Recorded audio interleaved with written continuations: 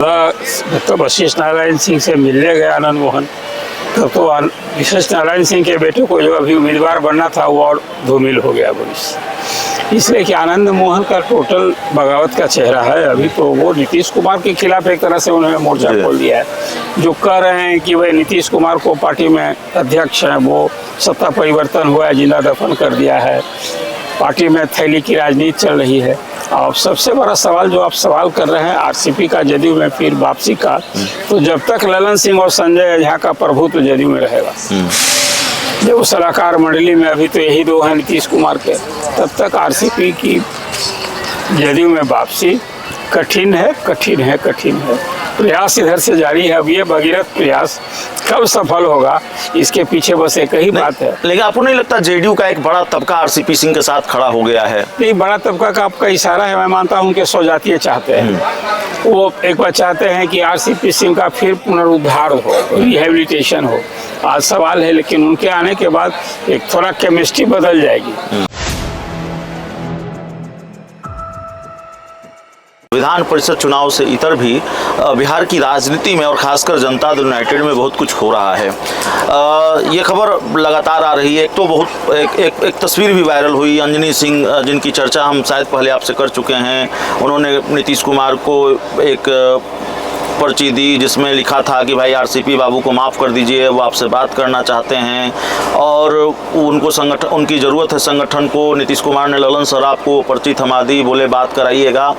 लेकिन आपको भी ये मालूम है कि लगातार इन दिनों 7 सर्कुलर रोड जहां नीतीश कुमार रहते हैं, जेडीयू के नेता कार्यकर्ता लगातार उनसे मुलाकात कर रहे हैं और मुलाकात करने वाले ज़्यादातर लोग ये कह रहे हैं कि आरसीपी सिंह को जनता दल यूनाइटेड में ले आई। अब एक चर्चा ये भी है कि किसी ने कल उनसे कहा तो उन्होंने कहा कि हाँ आरसीपी बाबू आ रहे हैं, चिंता आप लोग मत कीजिए।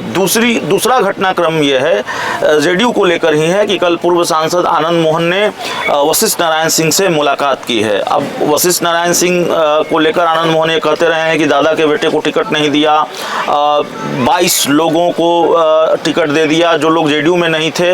इन सारे घटनाक्रमों को कैसे देख रहे हैं? देखिए दादा, तो वशिष्ठ नारायण सिंह से मिलने गए आनंद मोहन, तब तो वशिष्ठ नारायण सिंह के बेटे को जो अभी उम्मीदवार बनना था वो और धूमिल हो गया भविष्य। इसलिए कि आनंद मोहन का टोटल बगावत का चेहरा है। अभी तो वो नीतीश कुमार के खिलाफ एक तरह से उन्होंने मोर्चा खोल दिया है। जो कह रहे हैं कि वह नीतीश कुमार को पार्टी में अध्यक्ष हैं, वो सत्ता परिवर्तन हुआ है, जिंदा दफन कर दिया है, पार्टी में थैली की राजनीति चल रही है। और सबसे बड़ा सवाल जो आप सवाल कर रहे हैं आरसीपी का जदयू में फिर वापसी का, तो जब तक ललन सिंह और संजय झा का प्रभुत्व जदयू में रहेगा, जब सलाहकार मंडली में अभी तो यही दो हैं नीतीश कुमार के, तब तक आरसीपी की जदयू में वापसी कठिन है, कठिन है, कठिन है।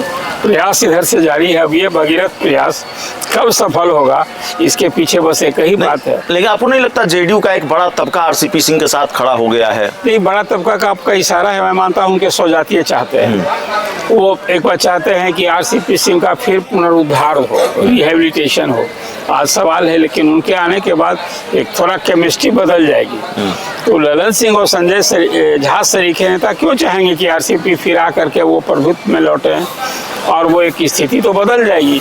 इसलिए उनके लिए पार्टी में अभी जो विरोधी एलिमेंट है वो हावी है, वो मजबूत है। तब जब तक उसकी स्थिति बनी रहेगी, आरसीपी सिंह की वापसी सरल नहीं है।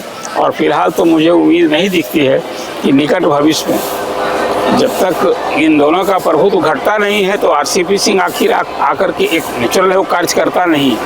पार्टी के अध्यक्ष रहे, केंद्रीय मंत्री रहे, नीतीश कुमार के सलाहकार और निशांत के भी खास रहे।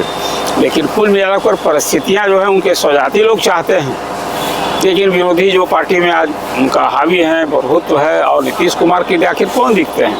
कार्यकारी अध्यक्ष हैं संजय झा, ललन सिंह पार्टी के नेता और केंद्रीय मंत्री हैं। ऐसी स्थिति में आरसीपी और बीजेपी के लिए भी कोई बहुत रास नहीं आएंगे। बीजेपी के लिए भी आरसीपी सिंह, अपने याद होगा पार्टी बनाई थी, विद्रोह किए थे, तो कुल मिलाजुला कर की स्थिति में है कि आरसीपी सिंह के लिए जदयू में तो अभी वापसी मुझे फिलहाल नहीं दिखती है और प्रयास तो होता ही रहेगा। आनंद मोहन जब चलते हैं इन दिनों तो उनके काफिले में जेडीयू के कुछ पदाधिकारियों की गाड़ियाँ, क्योंकि मैं देखता हूँ बोर्ड लगा होता है जेडीयू के प्रदेश महासचिव, जेडीयू का झंडा लगा हुआ गाड़ियाँ उनके काफिले में चलती है। क्या ये माने कि जेडीयू के एक बड़े धड़े का समर्थन आनंद मोहन को है, और है तो इसका ये भला बताइए, आनंद मोहन की पत्नी एमपी है जी, बेटा एमएलए है। तो मैंने आपसे एक दिन चर्चा में कही थी कि भाई आनंद मोहन जदयू के छाया है, भले वो पार्टी में आज ऑफिशियली कोई नेता पद पर नहीं है, तो जदयू से अलग है क्या? एक तरह से कही हो तो जदयू का दर्द बता रहे हैं कि नीतीश कुमार की तरफ वफादारी दिखा रहे हैं कि पार्टी में आज उनकी हैसियत ये हो गई है कि वो जिंदा दफन कर दिया गया है। तो कुल में जदयू के लोग ही उनके न करीब रहेंगे क्या और दूसरा कोई होगा? तो जो पार्टी के कुछ पदाधिकारी आनंद मोहन के साथ देखते हैं, स्वाभाविक उनका दिखना है, उनको आनंद मोहन के साथ रहने में भलाई दिखती होगी, कोई और बड़े अफसर की तलाश होगी। तो इसलिए पार्टी में तो कोई न कोई जो रहता है, किसी एक और फादर बनाए रहता है। तो आनंद मोहन आज कम से कम राजपूत बिरादरी के लिए तो आवाज़ बने हुए हैं। चलिए, तो हमारे साथ अरुण पांडे सर थे। इस पूरी रिपोर्ट में इतना ही। बहुत बहुत धन्यवाद।